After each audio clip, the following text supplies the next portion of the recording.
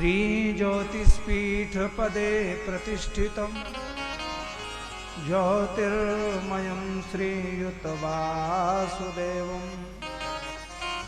श्रीशंकराचार्य शिवस्वरूपं वन्दे तपोनिष्ठ शिवस्य चान्तिकम् श्रीवासुदेवानन्द सरस्वती जगद्गुरुं शङ्कररूपिणं तं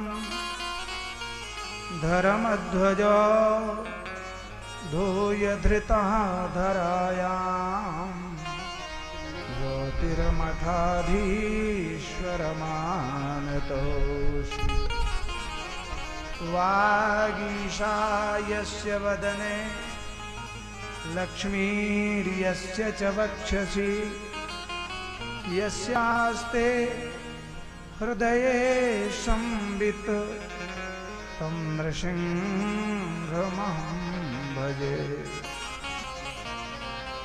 नमामि गंगे तव पादपङ्कजं सुरासुरैः वन्दित दिव्यरूपं भुक्तिं च मुक्तिं च ददासि नित्यं भावानुसारेण सदा नराणां विष्णुपादाब्ज सम्भूते गंगे त्रिपथगामिनी ब्रह्मद्रवेति विख्याते पापं मे हर जाह्नवी। सृष्टो या सर्गरूपा जगदवन विधौ पालनीया च रौद्री संहारे चापि यस्या जगदिदमखिलं क्रीडनं या पराख्या पश्यन्ति मध्यमाथो तदनु भगवती वैखरी वर्णरूपा शास्मदवाचं प्रसन्ना विधिहरिगिरिजा राधितालङ्करोतु। श्रीअंजनी के लाल एक आप से सवाल मेरा भूलियो न नाथ, यही अर्जी हमारी है। बुद्धि के निधान वीर बाबुरो महानया बारिदी कोलांगी लंक राम की जारी है।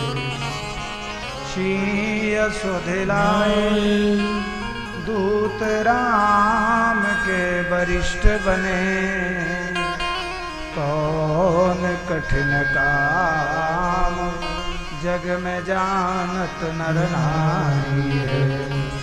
श्री राम गुण गाऊं श्री कृष्ण गुण गाऊं, मैं बार बार जीवन में अर्जी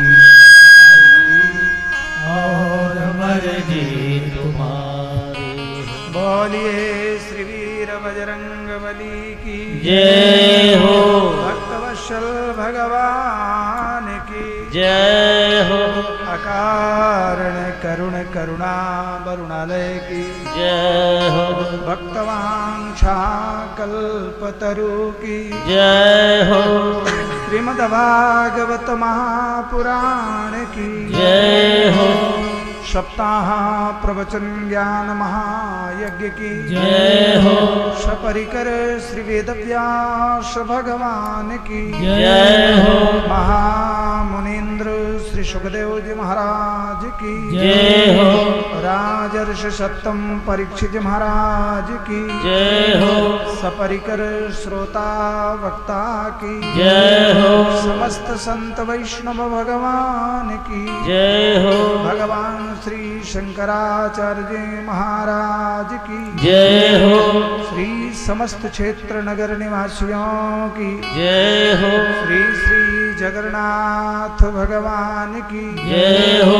रामेश्वरम महातीर्थ की जय हो। श्री श्रृंगेरी धाम की जय हो। जय जय द्वारकाधीश महाप्रभु की जय हो। श्री बदरी विशाल भगवान की जय हो। श्री श्री चारों धाम की जय हो। वैदिक सनातन धर्म पुनर्प्रतिष्ठापक आद्य गुरु भगवान श्री शंकराचार्य जी महाराज की जय हो। काशी के बाबा विश्वनाथ भगवान की जय हो। उनके काल भैरव की जय हो। सवारी नंदी जी महाराज की जय हो। भगवती अन्नपूर्णा दरबार की जय हो।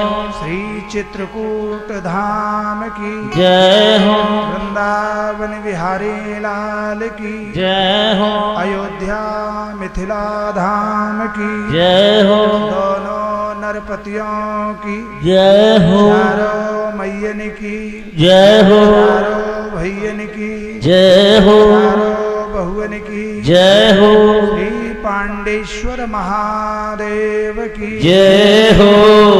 श्री तीर्थराज प्रयागराज महाराज की जय हो। भगवती गंगा की जय हो। मैया जमुना की जय हो।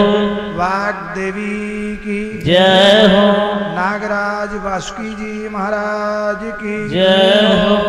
श्री वेणी माधव भगवान की जय हो। सोमेश्वरनाथ महादेव की जय हो। ऋषिवर भरद्वाज की जय हो। श्री बड़े हनुमान जी महाराज की जय हो। अक्षय वट की जय हो। प्रयाग वासियों की जय हो। कड़ा के भवानी की जय हो। शीतला महारानी की जय हो। समस्त क्षेत्र नगर निवासियों की जय हो। सलोरी वासियों की जय हो। कथा में भाग लेने वालों की जय हो। जयकारा लगाने वालों की जय हो। आनंद से सहयोग करने वालों की जय हो। अपने कर्ण को पवित्र करने वालों की जय हो। यज्ञ जजमान की जय हो। यज्ञ आयोजन करता की जय हो। जय बोलने वालों की जय हो। नमः पार्वती पतये हर हर महादेव।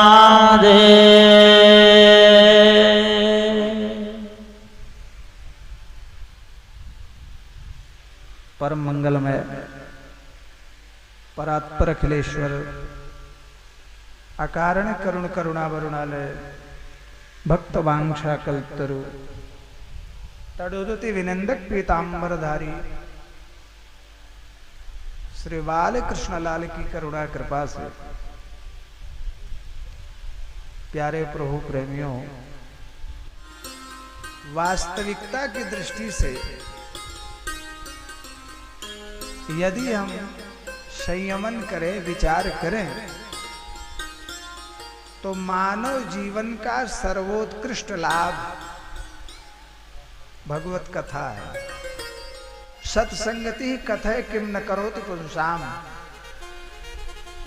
सत्संगति इस जीवन में क्या नहीं कर सकती है। संगत का स्वभाव लोहा पानी में तैरता है।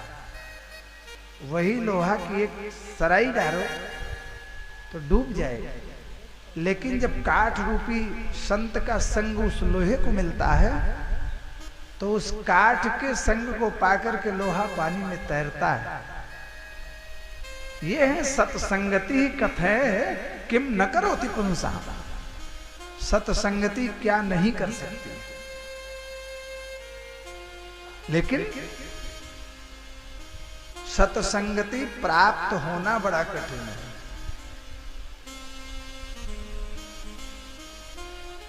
जब द्रवही सत्संगति मिलती कब, जब द्रवही दीन दयाल राघव साधु संगति पाई जब द्रवहि दीन दयाल राघव साधु संगत पाए हो जब द्रवहि दीन दयाल राघव साधु संगति पाए हो जब द्रवहि दीन दयाल राघव साधु संगत पाए हो तब साधु संगत पाए हो तब साधु संगत पाए हो ऐसे द्रवहि क्या अर्थ होगा? जब भगवान द्रवित होना माने ग्लेशियर जमा है, बर्फ जमी है, ब्रह्म तटस्थ है, क्षरण नहीं हो रहा है। लेकिन जब भक्त पहुंच गया मानसरोवर की गुफा में तो उसको देख करके प्रभु निहाल हो गए और पिघलने लगे। भगवान का स्वयं का विग्रह जब पिघलता है तो यत् किंचित साधु का संग प्राप्त होता है। डिप्टी साहब हम तो साधु हैं नहीं, लेकिन भागवत जी से बड़ा साधु कौन है? भागवत जी इसलिए साधु हैं कि बिगड़े हुए काम को सुधार देते हैं, इसलिए साधु हैं। परीक्षित के 18 अक्षौहिणी पुरखों की ऐसी तैसी हो रही थी। क्या है भागवत जी? क्यों सुने हम भागवत जी? क्यों हम इतना धन खर्च करें? भागवत जी की या भगवान की कोई भी कथा ऐसी है जिसका अत्यंत निकृष्ट प्राणी भी विरोध नहीं करता है, कोई नहीं करता है। क्यों? वो जानता है कि एक ऐसा साधु है जो मेरे जीवन को सुधार देगा, बिगड़ बना देगा। वह माता पिता तो भाग्यशाली हैं जिनके बच्चे उनके उद्धार के लिए तपस्या करते हैं। राजा सगर के 60,000 बच्चे कपिल के क्रोधाग्नि से दग्ध होकर के नष्ट हो गए। क्या उपाय है? अंशुमान जी खोजते हुए पहुंचे और देखा कि ये 60,000 सौ पड़े हैं कपिलाश्रम में। हाथ जोड़ करके कपिल भगवान के चरणों में गिर पड़े। महाराज, ये हमारे चाचा लोग हैं, जल गए, नष्ट हो गए, चिंता इसकी नहीं। शरीर तो मरण धर्मा है, हम भी मरेंगे, आपका भी शरीर पूरा होगा महाराज, लेकिन इनकी सदगति कैसे? जिन कपिल की क्रोधाग्नि से 60,000 आंख खोलने मात्र से जल गए, उन्हीं आंखों से स्नेह झरने लगा अंशुमान की बात सुन करके और अपलक नेत्रों से निहारने लगे। और जब उन्होंने ये निवेदन किया कि इनका उद्धार कैसे, तो जिसने जलाया उसी ने उद्धार का मार्ग बताया कि आपके इन पुरखों को उद्धार करने का मात्र एक साधन है। अगर गंगा जी कृपा कर दें और उनका जल इन हड्डियों से स्पर्श हो जाए तो इनका उद्धार हो जाएगा। तपस्या किया अंशुमान जी ने। डिप्टी साहब, गंगा जी टस से मस नहीं हुई।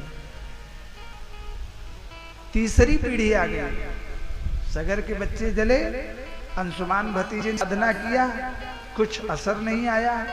भगीरथ जी पहुंच गए। भगीरथ जी ने साधना किया। गंगा जी तैयार हो गए, चलते हैं, लेकिन ये बताओ कि मेरे बेग को कौन रोकेगा?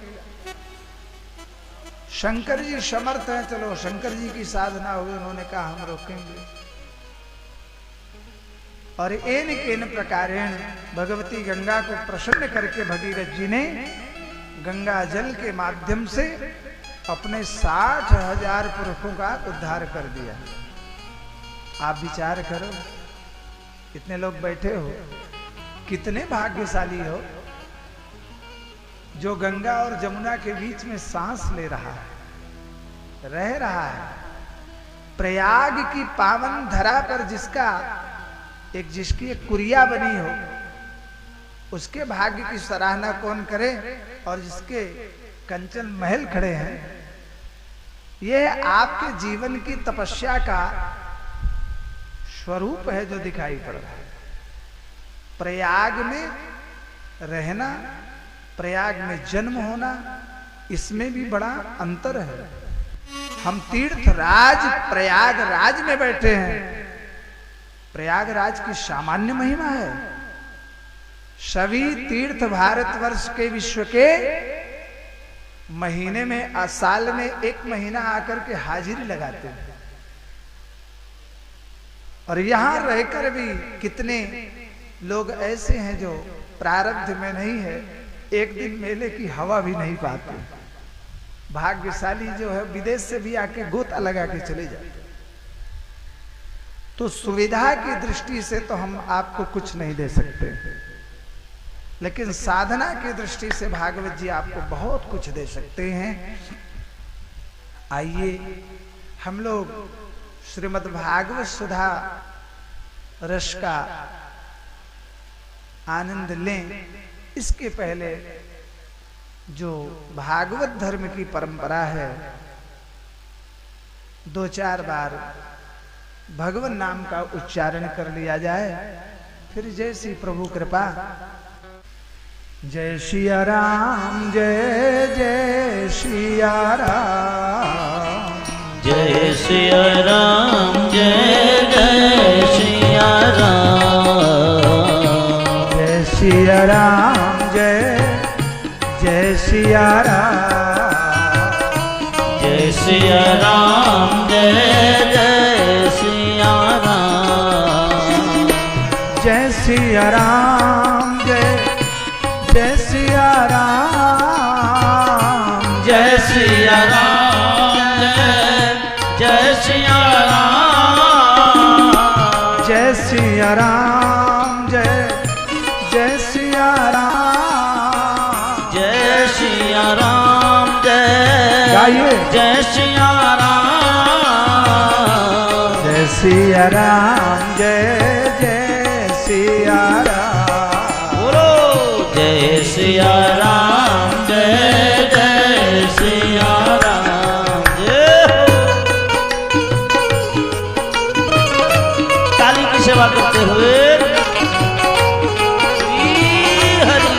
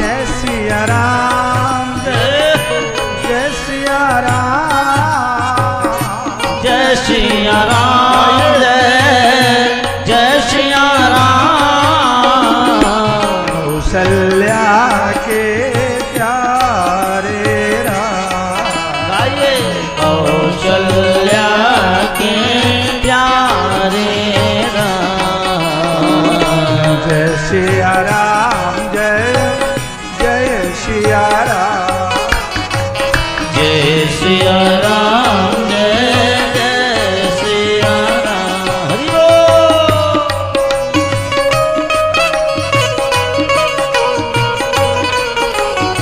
ये हरि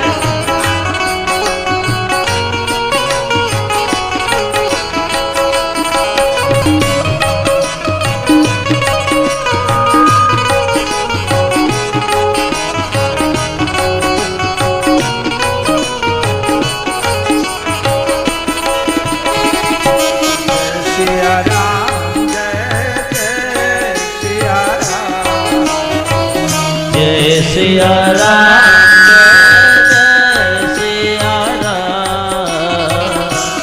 सिया राम जय जय सिया राम जय सिया राम जय जय सिया राम जय सिया राम जय जय सिया राम जय सिया राम जय जय सिया राम जय सिया राम जय जय सिया राम जय सिया राम जय जय सिया राम जय सिया राम जय जय सिया राम गाइए जय सिया राम जय जय सिया राम जय सिया राम जय जय सिया राम जय सिया राम जय जय सिया राम कौशल्या के प्यारे राम कौशल्या के प्यारे राम दशरथ अजिर बिहारी राम दशरथ अजिर बिहारी राम कौशल्या के प्यारे राम कौशल्या के प्यारे राम तुलसी नयन के तार हे राम तुलसी नयन के तारे राम सिया राम जय जय सिया राम जय सिया राम जय जय सिया राम जय हो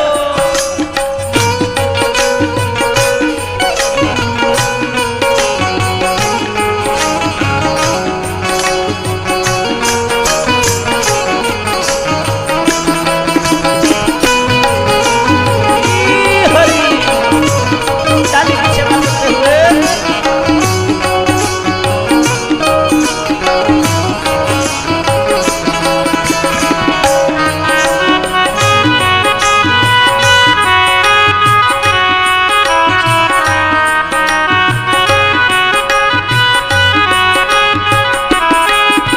अंजनी के लडुआ वीर हनुमान अंजनी के लड्डुआ वीर हनुमान सिया जी के बबुआ वीर हनुमान ओ सिया जी के बबुआ वीर हनुमान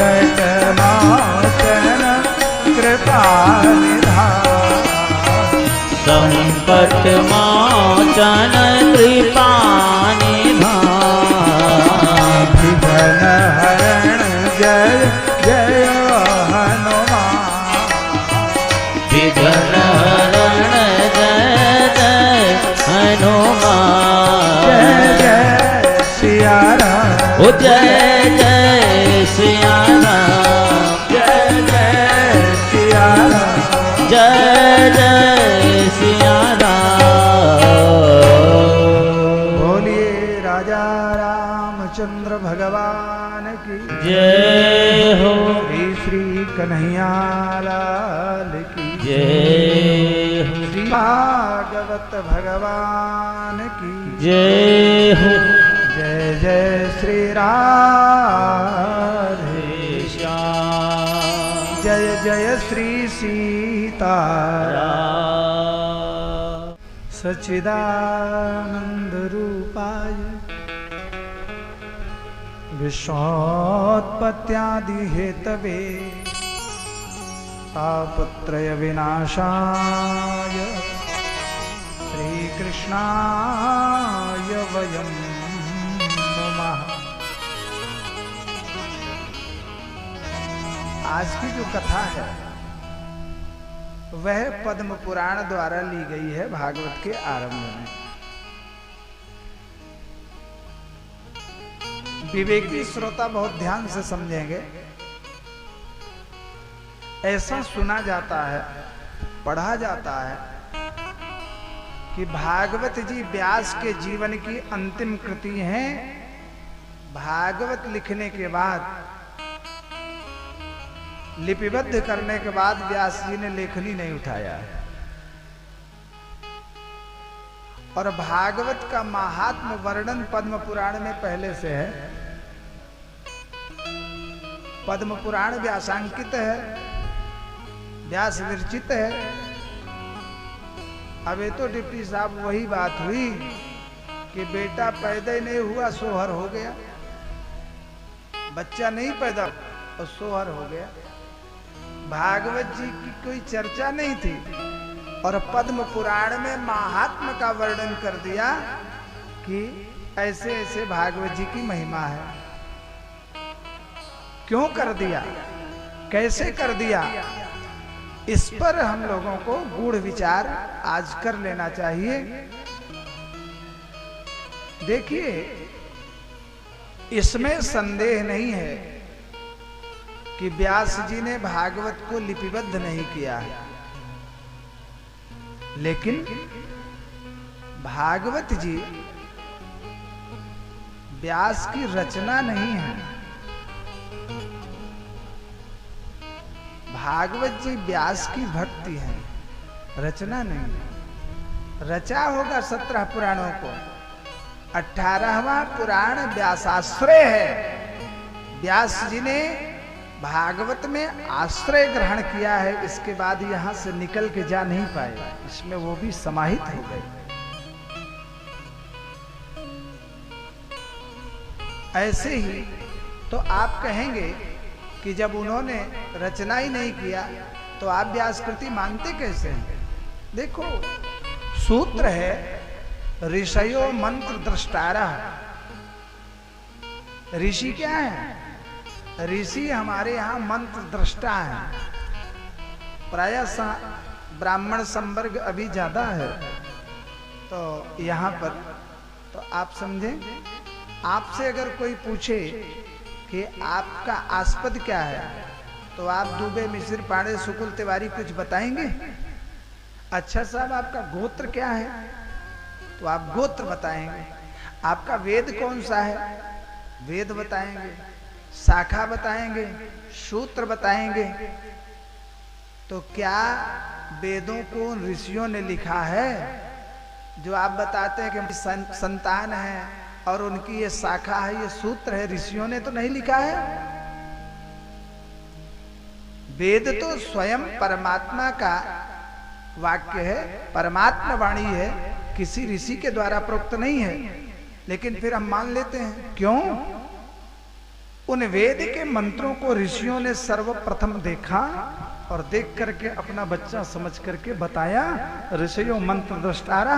मैंने उसी प्रकार से उस ऋषि के वाक्य को मान लिया जैसे मेरी माँ ने बताया कि आपके बाबा हैं, आपके चाचा हैं, आपके पिता हैं। मैंने आंख मूंद करके मान लिया कि ये मेरे पिता हैं। ऐसे ही मैंने ऋषि के वाक्य को आंख मूंद करके माना कि ऋषि मंत्र दृष्टा है और हमारा यही वेद है, हमारा यही शाखा, यही सूत्र है। ठीक उसी प्रकार से भागवत जी तो हमेशा से थे, हैं और रहेंगे। लेकिन व्यास जी ने इन मंत्रों को देख करके, संकलित करके हमारे सामने उपस्थित कर दिया तो हमने इसको व्यास विरचित मान लिया। क्यों भाई? भगवता इदं प्रोक्तम भागवतम।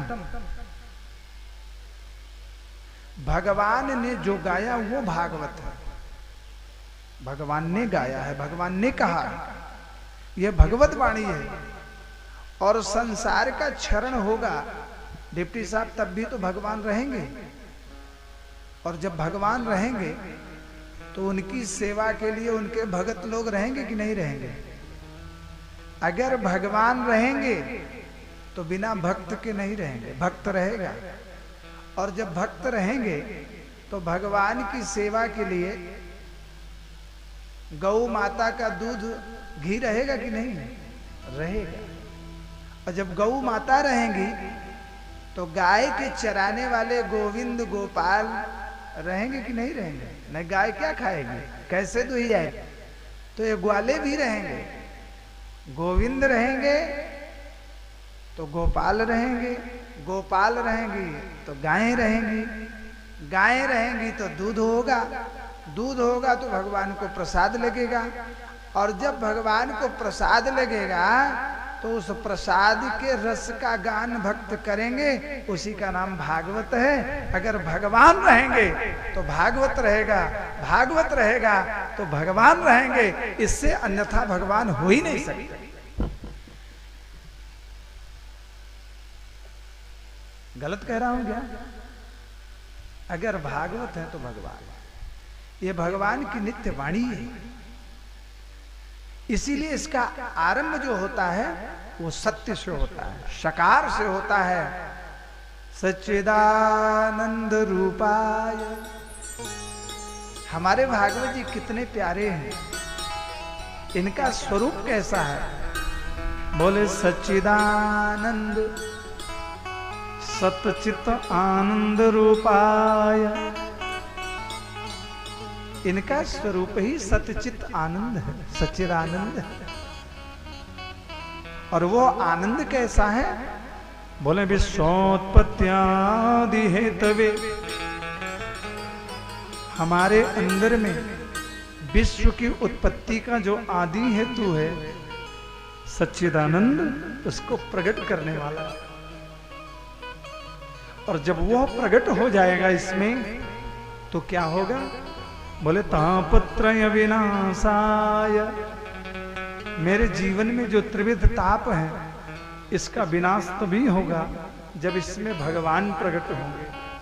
इसलिए भागवत का पहला मंत्र है सच्चिदानंद रूपाय विश्वोत्पत्त्यादि हेतवे तापत्रय विनाशाय श्री कृष्णाय वयं नमः।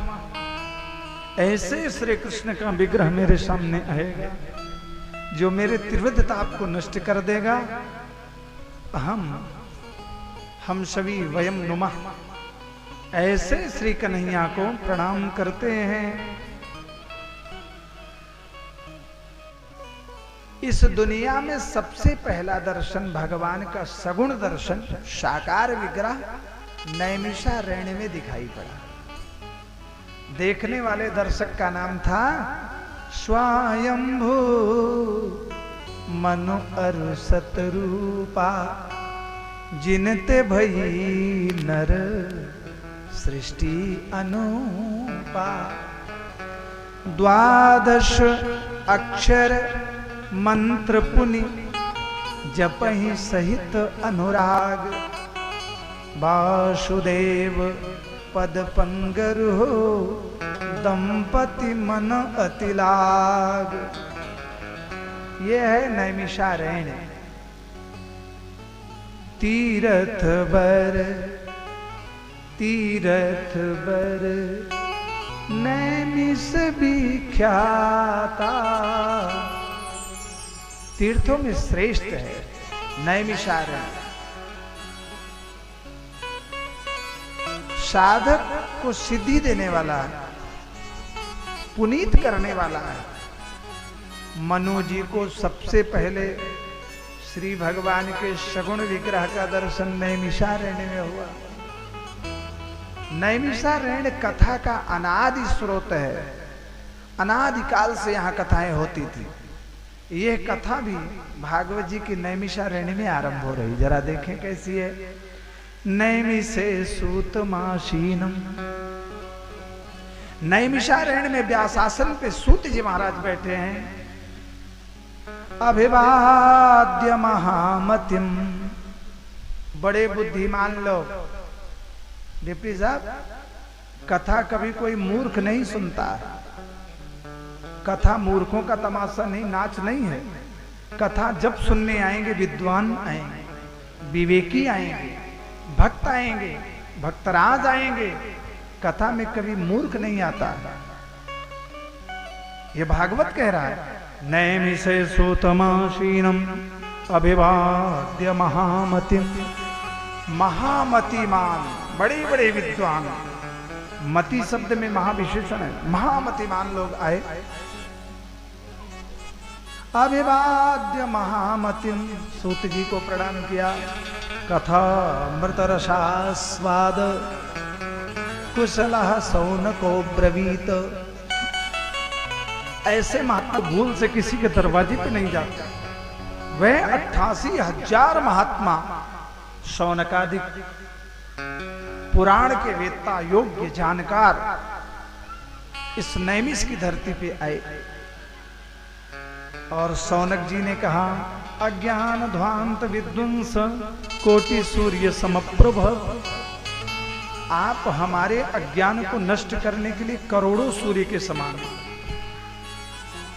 सूतख्या ही कथा सारम। हे सूत जी महाराज, आप कथा मत सुनाइए, ध्यान देना, हम लोग बहुत कथा सुने। फिर बोले कथा सारम, अब माठा नहीं पिएंगे, अब सारम, मक्खन नैनो निकालना। कथा तो बहुत सुनते चले आ रहे। कथा अमृत रसास्वाद कुशलः शौनको ब्रवीत सूतख्या ही कथा सारम। ऐसा कथा का सार सुनाओ ना जो मम कर्ण रसायनम, मेरे कानों के द्वारा, कानों रूपी सड़क से आकर के और मेरे हृदय रंध्री को भर दे, आप्लायित कर दे, आनंद आ जाए, रसो वैसा हो जाए, कुछ और न रह जाए।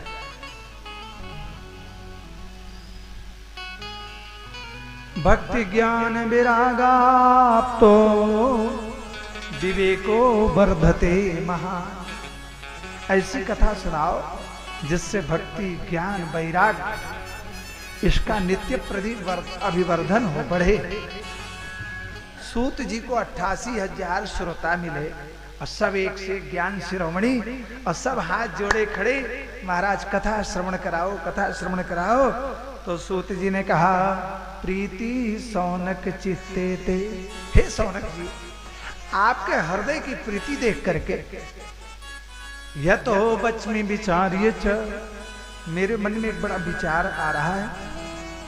सर्व सिद्धांत निष्पन्नम संसार भयनाशनम।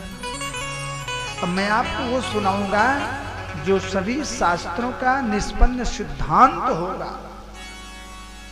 और आपके सांसारिक भय को नष्ट करेगा। ध्यान बना रहे हो?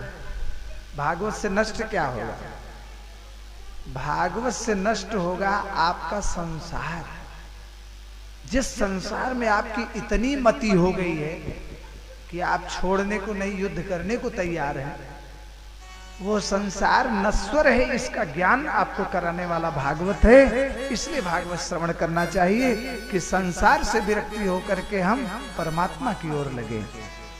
और जब परमात्मा में लग जाएंगे तो संसार पीछे दौड़ेगा, संसार के पीछे नहीं लगना। लेकिन दुर्भाग्य है कि हम 80, 100, 200, 500, 1000 जन्म जन्मांतर से संसार में ही लगे हैं। मानव शरीर पाकर के भी परमात्मा में नहीं लग रहे हैं। लगना परमात्मा में चाहिए। तो कहा कि हम आपको वो कथा सुनाएंगे, काल व्याल मुखाग्रासम। सूत जी ने कहा, देखो भाई, हम लोग बैठे कहाँ हैं? आप लोग यही कहेंगे एक बढ़िया टेंट के नीचे वीआईपी कुर्सी पे भागवत जी के सामने बैठे, यही कहेंगे ना? सही भी है, लेकिन उत्तर ये नहीं है माताओं। आप लोग बैठी हो अजगर के मुंह में, अजगर के मुंह।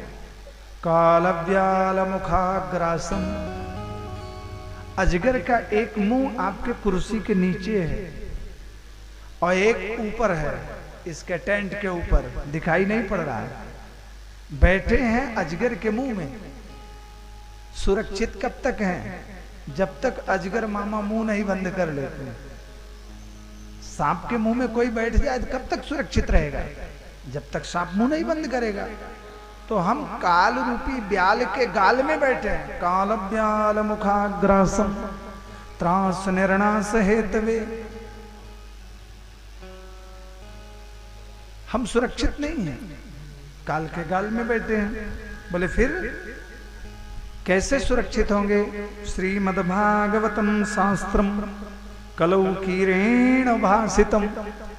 कलयुग में कीर के द्वारा, कीर माने होता है तोता, तोते के द्वारा गाया गया जो सुख शास्त्र है, हम उसका श्रवण कराएंगे।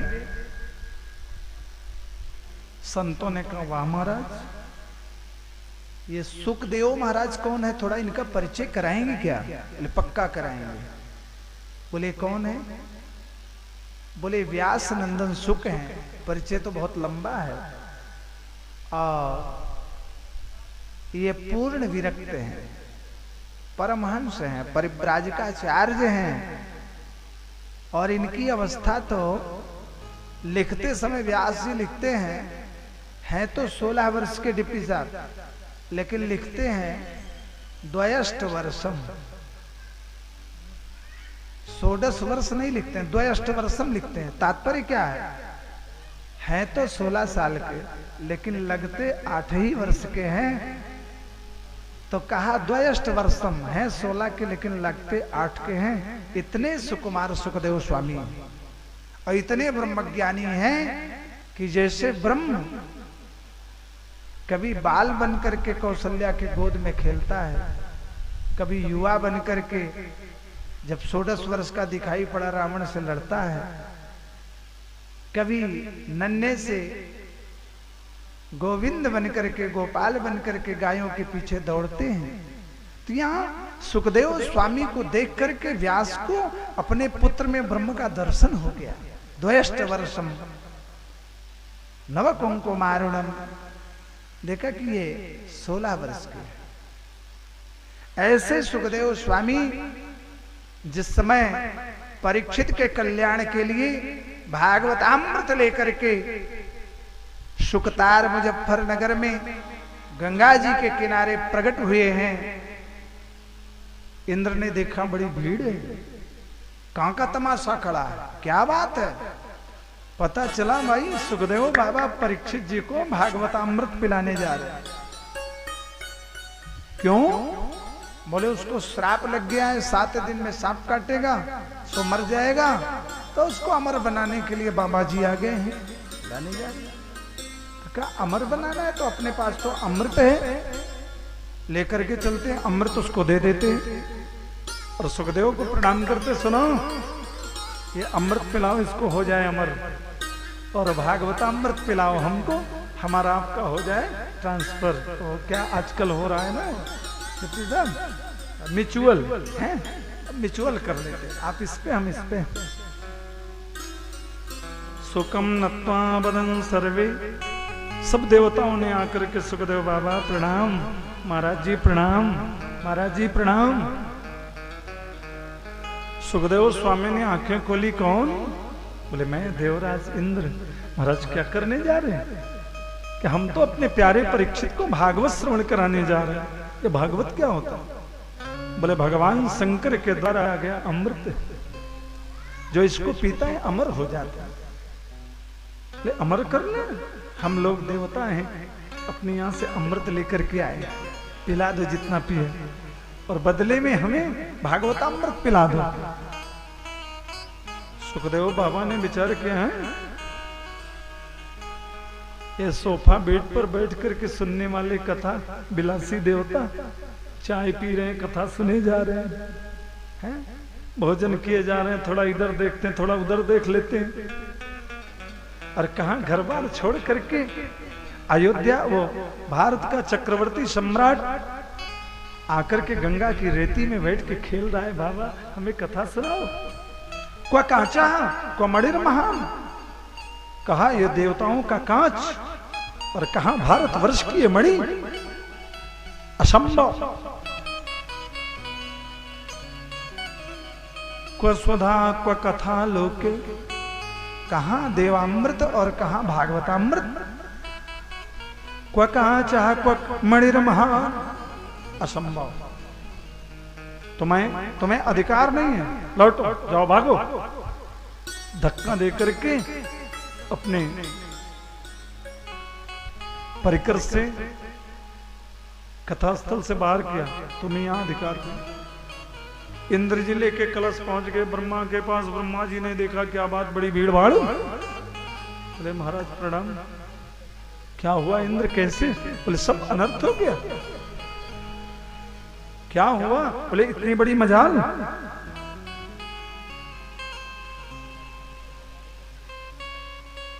वहां पर सुकतार में, मुजफ्फरनगर में एक सुक बाबा प्रकट हुए और चक्रवर्ती सम्राट परीक्षित को भागवत श्रवण कराने जा रहे। हमने उनसे पूछा बाबा क्या है? बोले अमृत है। हमने कहा ये पिला दो, हमको भी इसको पिला दो, हमारा आपका विनिमय हो जाए। कहा तुम्हें अधिकार में धक्का मार हटा दिया। कहा हम देवता और मुझे अधिकार नहीं, और मृत्यु लोक के एक सामान्य से प्राणी को कथा सुना रहे हैं।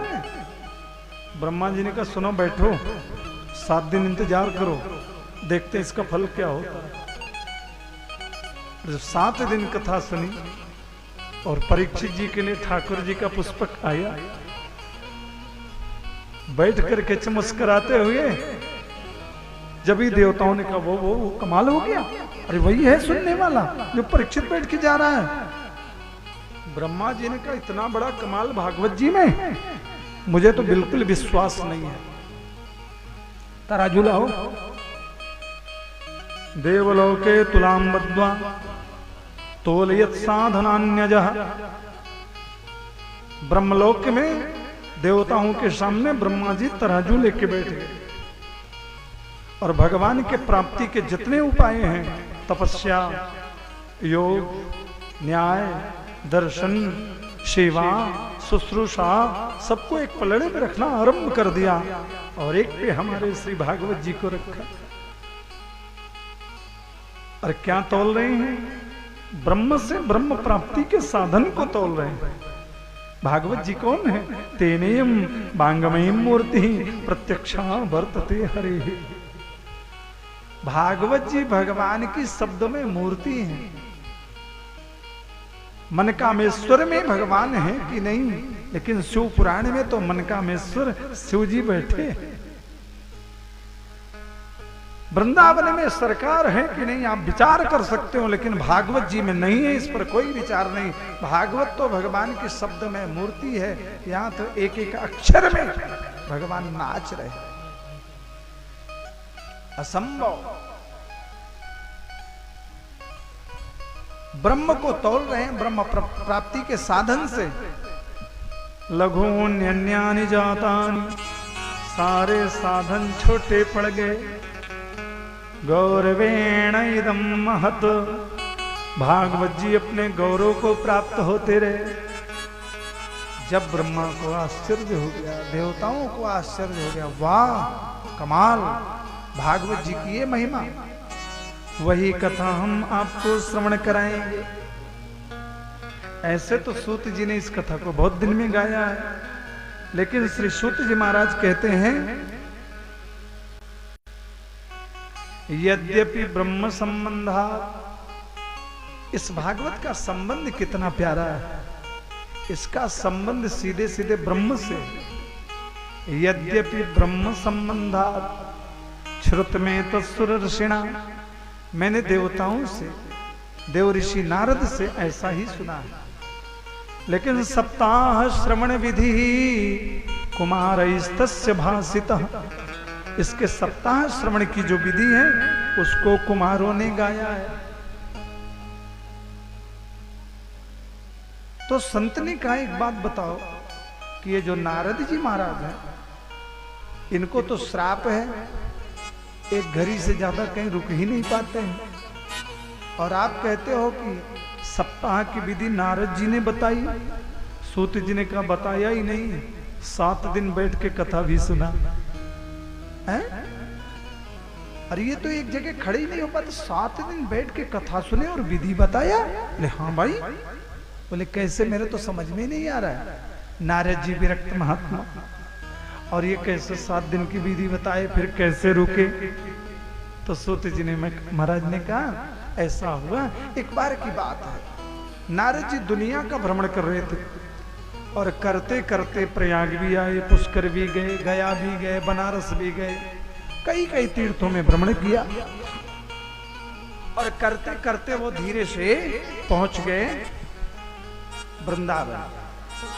और जो जलवा देखा नारद जी ने, डिप्टी साहब, एक सुंदर नवयुवती स्त्री 20-22 वर्ष की अवस्था, उतना ही सुंदर तो भगवान ने उसको स्वरूप दिया है और उतना ही सुंदर स्वास्थ्य भी दिया है।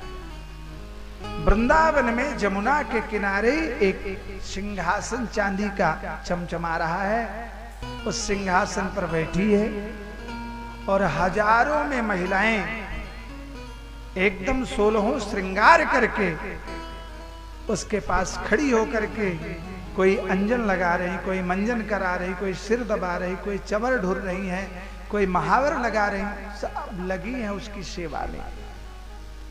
नारद जी निकल रहे थे, उनको लगा है बड़ी भीड़ भाड़ है, जरा देखें यहाँ कौन सा तमाशा लगा है। घूम पड़े, घूमा तो देखा, अरे बाप रे दादा, यहाँ तो महिलाओं का साम्राज्य है। अब बाबा अकेले, महिलाएं हजारों, कोई सामान्य हो तो जा भी जले, बाबा जी पे तो वैसे ही प्रश्न रहता है। और ये नारद बाबा बड़े चिंता में, लेकिन हैं तो बड़े विनोदी भी हैं, कौतूहली भी हैं। अब उनके मन में था इतना भीड़ आखिरकार इकट्ठा क्यों है, जरा देखें सही। तो गए, भीड़ को फाड़ते हुए पहुंचे तो देखा उस देवी का ठाट बाट, और नीचे देखा तो उसके 2 वृद्ध लेटे हुए, दोनों को सांस बड़े मुश्किल में आ जा रहे, ग्लूकोज चढ़ रहा। अब निकलेगा प्राण, तब निकलेगा पता ही नहीं। नारद जी कुछ देर तो देखे, मन में आया मैं ठहरा बाबा राम, ये दुनिया है, क्या मतलब है, चलो जयराम जी की नारायण नारायण नारायण, चल दिए। और जैसे चले, जो सिंहासन पर महिला बैठी थी वो जोर से चिल्लाई, भव भव साधो क्षणम तिष्ठ। ए बाबा जी एक क्षण रुको तो। नारद जी ने कहा, देवी कौन हो आप, आपका परिचय? बोले बाबा परिचय बाद में होगा ना, आप तो साधु हैं, बड़े ज्ञानी हैं, हमारे ये बेटा लोग हैं ना, जरा इनको जगाओ तो। नारद जी ने देखा है माता है 22 साल की और बेटे जो लेटे हैं जिनको सांस नहीं आ रही 80 साल के। नारद जी का तो दिमाग गोता लगाने लगा, बाप रे दादा, इसको सुबह से शाम तक कोई झूठ बोलने सुनने वाला नहीं मिला। मैंने बड़ी बड़ी माताओं को देखा, 50 साल की माता होती, 25 साल का बेटा होता है, 80 साल की माता है, 50 साल का बेटा है। लेकिन जीवन में पहली बार देख रहा हूं कि माता 20 साल की और बेटा 80 साल का। नारद जी तो पावर में आ गए हैं, झूठ बोल रही हो, शर्म नहीं आती, आंख में धूल झोंक रही हो, तुम 20 साल की और बेटा तेरे 80 साल के। रो पड़ी, कहा महाराज बिल्कुल झूठ नहीं बोली, सत्य कह रहे, ये मेरे ही बेटा। तो तुम्हारा परिचय क्या है? उसने कहा भक्ति इति ख्याता, मेरा नाम तो है भक्ति, भक्ति नाम से मैं विख्यात हूं। और ज्ञान वैराग्य नामानो काल योगेन जर्जरो। मेरे बेटा है ज्ञान और वैराग्य, और काल योग से जर्जर हो गए, बूढ़े हो गए। कहां पर पैदा हुई? बोले उत्पन्ना द्रविणेशाम, द्रविण देश में उत्पन्न हुई, दक्षिण भारत में। वृद्धिं कर्नाटके गता, कर्नाटक में थोड़ा थोड़ा बड़ी, क्वचित क्वचिन महाराष्ट्र, महाराष्ट्र में पहुंची तो लोगों ने मेरी बड़ी पूजा किया, आरती उतारी, बंबा देवी बना दिया। लेकिन गुर्जरे जीर्णतांगता, गुजरात पहुंची, यहाँ पाखंड देखा सो बुढ़िया हो गई। और मेरे साथ ये मेरे बच्चे भी बूढ़े हो गए, साथ ही टहल रहे थे, तो ये जवान कैसे हुए? तुम कैसे जवान हो गए, ये कैसे बूढ़े रह गए? बोले मैं घूमते घूमते श्रीधाम वृंदावन आई। नारद जी, यहां जब मैं पहुंची तो एक दूध बेचने वाला आया। सुबह थी, मैं दोनों बच्चों को लेके ऐसे यहीं पड़ी थी, बीच में मैं और ये मेरे बूढ़े बेटे। तो उस दूध वाले ने कहा, जय माता जी, राधे राधे, दूध पिलाएं? हमको लगे हैं यहां तो भगवान के बड़े भक्त हैं। तो मैं उठ के बैठ गई और फिर तो मेरे पास वो दूध वाले रोज ही आने लगे और रोज यही कहते, माता जी जय श्री राधे, कितना दें? यहाँ के एक एक कणकण में, पत्ते पत्ते में, बच्चे बच्चे में एक ही आवाज आती, श्री राधे, श्री श्याम, श्री कृष्णा। और मेरा असर इतना हुआ उस भक्ति का कि मैं भक्ति तरुण हो गई, नवयुवती हो गई, सम्यक प्रेष्ठा हो गई। लेकिन ये मेरे बच्चे हैं ना, ज्ञान और वैराग्य, इनके ऊपर असर नहीं आया। क्यों? बोले ज्ञान और वैराग्य की चर्चा कोई ब्रज में करते ही नहीं। नारद जी ने कहा, वेद से बड़ा ज्ञान कहाँ है, मैं सुनाता हूं। और नारद जी बैठ करके पुरुष सूक्त, श्री सूक्त, रुद्र सूक्त, इंद्र सूक्त, सारे सूक्त लगे बांचने, लेकिन कोई असर नहीं आ रहा। गीता पाठ सुनाया, घंटी बजाई, शंख बजाया, लेकिन जब चले गए सो चले गए कोमा में, बाहर नहीं आ रहे, दवाएं चल रही। नारद जी ने सोचा अच्छा तमाशा हो गया। 10 मिनट बाद उठे, देवी प्रणाम, चलते हैं। और जैसे नारद जी चले, वो महिला फिर चिल्लाई, भो भो साधो क्षणम तिष्ठ। महाराज जी, हमारे बच्चों का कष्ट दूर करें ना, देख रहे हैं गंगा आदि नदियां मेरे लिए चंवर लेके खड़ी। नारद जी समझ गए मेरी तो दाल गलने वाली नहीं है।